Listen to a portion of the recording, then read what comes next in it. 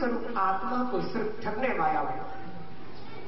इससे बड़ा छलिया और इससे बड़ा ठगिया और कोई दूसरा हुआ ही नहीं। और सच देखा जाए तो चेतन पर रीझने वाला तू ही है और बुजुर्ग पर रीझने वाला भी तू ही।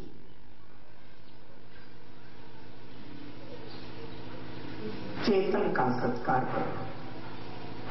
आत्मा ज्ञान दर्शन स्वभावी है। ऐसे अपने आत्मा के गुणों को पहचानो और आत्मा के गुणों को पहचान करके उन आत्म गुणों का सत्कार करो। चैतन्य गुणों का सम्मान रखो। जो आत्मा के गुणों को पहचान करके और उसका सम्मान रखता है, आत्मा का उद्धार प्रारंभ हो जाता है। इसीलिए मैंने कहा भगवान को देखो तो उनके बाह्य आकार को ही मत देखिए, अपितु उनकी आत्मा में जो गुण समाये हुए हैं उन गुणों को पहचानने का प्रयास करना।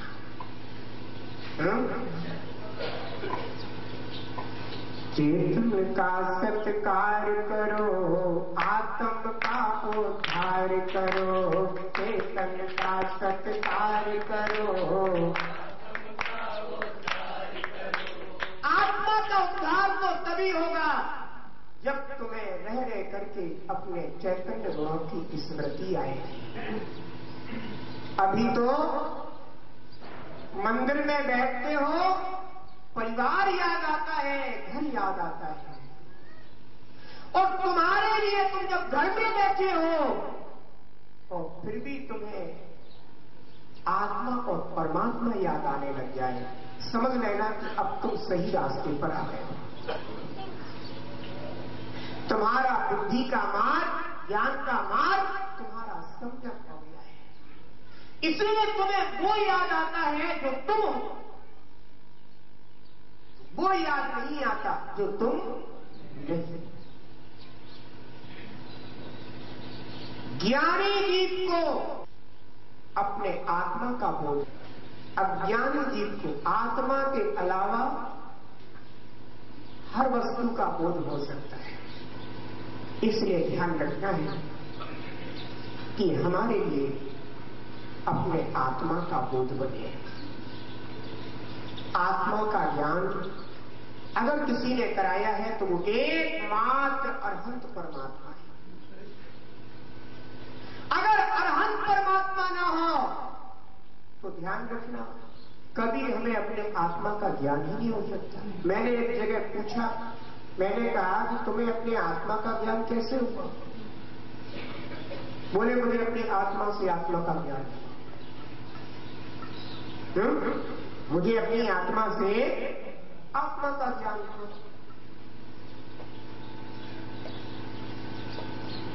आत्मा से आत्मा का ज्ञान हुआ, ये निश्चय का प्रश्न है।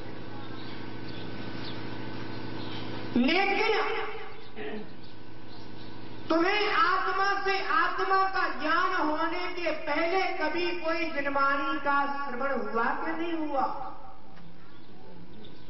सत्य बताना। अगर तुम्हें आत्मा से आत्मा का ज्ञान हुआ, ये तो बहुत बढ़िया बात होना भी चाहिए, क्योंकि इसके बिना आत्मा को मुक्ति मिलने वाली। लेकिन आत्मा से आत्मा का ज्ञान होने के पहले क्या तुम्हें परमात्मा का या परमात्मा की वाणी का कभी श्रद्धान हुआ, ज्ञान हुआ कि नहीं हुआ? ये सुनी तुमने कि नहीं सुनी? अगर तुमने यह नहीं सुना है और फिर तुम ये कहते हो मुझे आत्मा से आत्मा का ज्ञान है, दुनिया में तुमसे बड़ा झूठा कोई दूसरा नहीं हो सकता।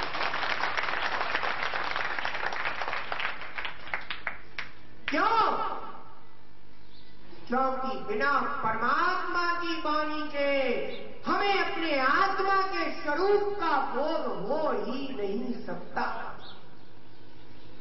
जब भगवान की वाणी में 6 द्रव्यों का स्वरूप आया और उन 6 द्रव्यों में इस अमूर्त चेतन आत्मरूप का जीव रूप का कथन भगवान सर्वज्ञ के ज्ञान में आया और उन्होंने जब स्वरूप प्रतिपादित किया तब भगवत जीवात्माओं को अपने स्वरूप का ज्ञान। परम पूज्य सागर जी महाराज की जय। बिना अरहंत परमात्मा के चेतन आत्मा के स्वरूप का बोध कराए कभी भी इस आत्मा को अपने आत्मा का ज्ञान नहीं हो सकता है। ध्यान रखना,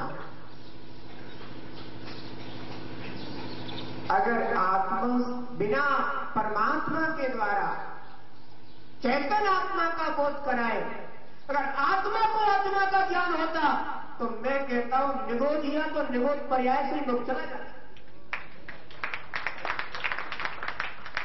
क्यों? क्योंकि वो निगोधिया अपने आत्मा से अपने आत्मा का ज्ञान कर लेता और सीधा निर्माण का टिकट बुक करा लेता।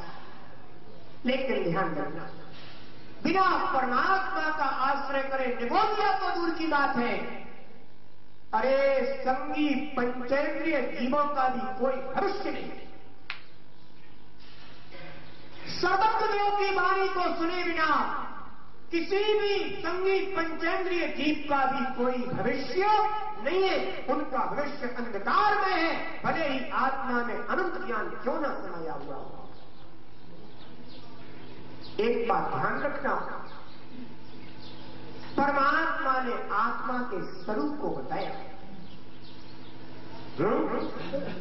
तो आत्मा में अनंत ज्ञान है।